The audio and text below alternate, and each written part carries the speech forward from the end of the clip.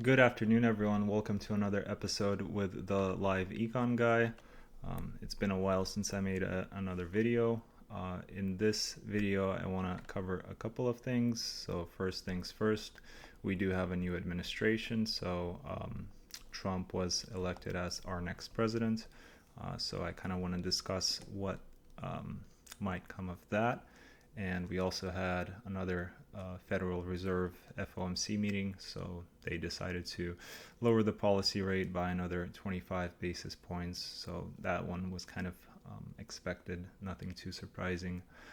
In this video, I want to focus on what might happen to the Federal Reserve now that President-elect Trump is going to be basically confirmed or made president in January.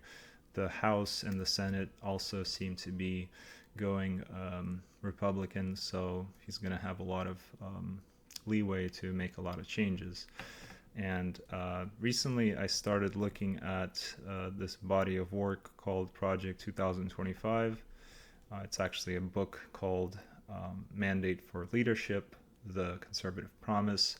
So when it was mentioned to Trump during his campaign, a lot of times he kind of said he doesn't really have anything to do with it. It's none of his business. But recently there's been some people in his administration that say that essentially it's common sense what's in this book, and they kind of want to move even further on some things.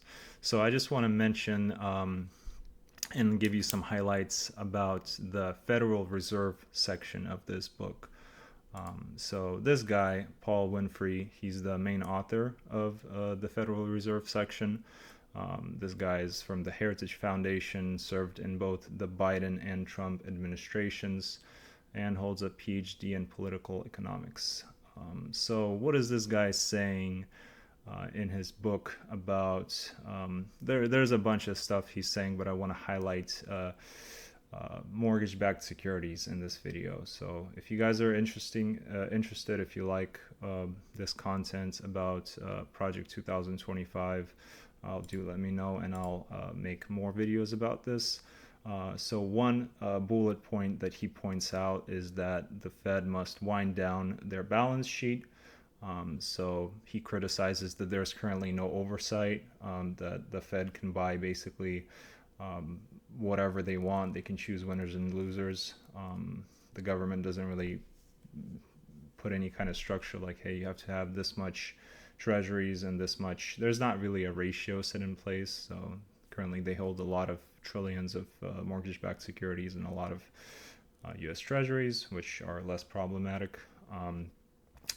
He says that their balance sheet injections, basically buying up a lot of assets, encourage federal deficits because the Federal Reserve, they're the ones that sell treasuries, and then the Fed buys those treasuries. So that's kind of how it works.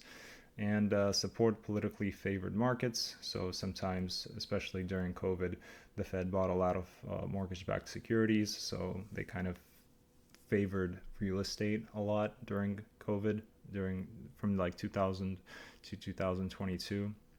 He also says, quote unquote, housing costs were driven to historic highs by the Federal Reserve's purchase of mortgage-backed securities. That's kind of something that I've been exploring and discussing on this channel. If you look at some of my previous videos, I talk about it a lot. I did a regression analysis at a high level and found that there's statistically significant coefficients for buying mortgage-backed securities and median prices of housing going up. So if you're interested, check it out.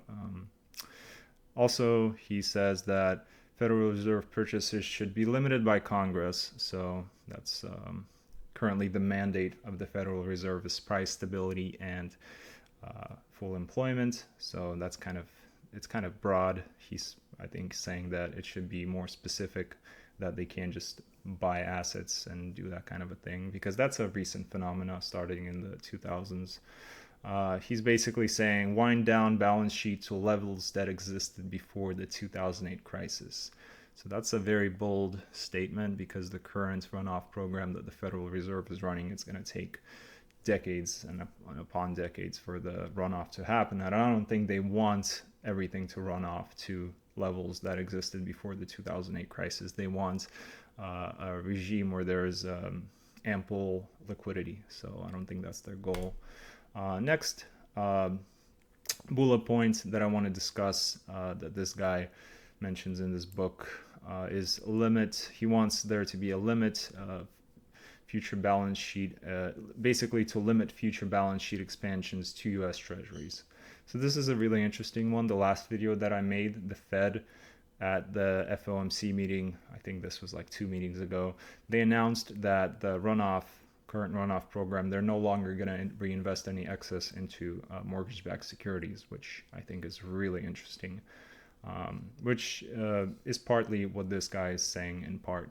So he's saying prohibit Fed from choosing winners and losers, especially real estate. So he's basically saying if the Fed has to do open market operations, they should be limited to buying treasuries only, which is the second bullet point right here. He's saying also here, critiquing again, that the primary driver of higher costs of housing is mortgage-backed securities purchased by the Fed. So again, something that we've discussed a lot on this channel previously. He also lastly mentions that the Fed should be restricted from purchases of MBS. Again, kind of reiterating the same thing.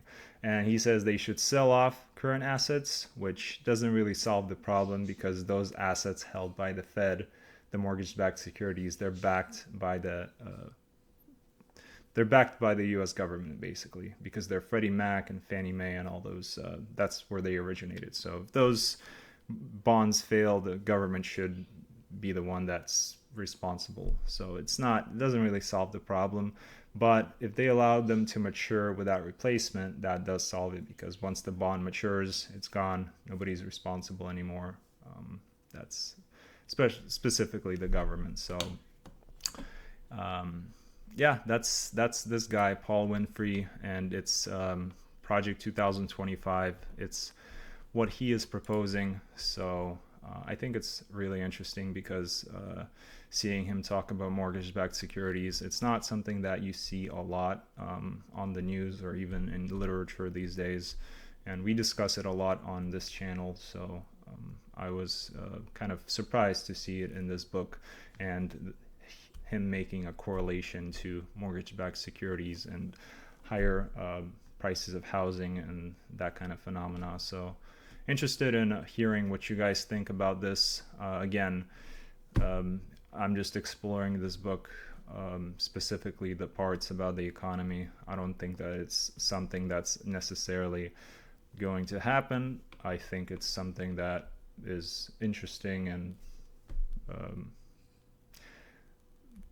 just for exploration. So let me know what you guys think. If you are interested in more of this, let me know. And because there are other parts that this guy discusses in his book, things like the full, well, I'm not gonna mention it here, but if you guys are interested, let me know. Thanks for tuning in. Have a good one.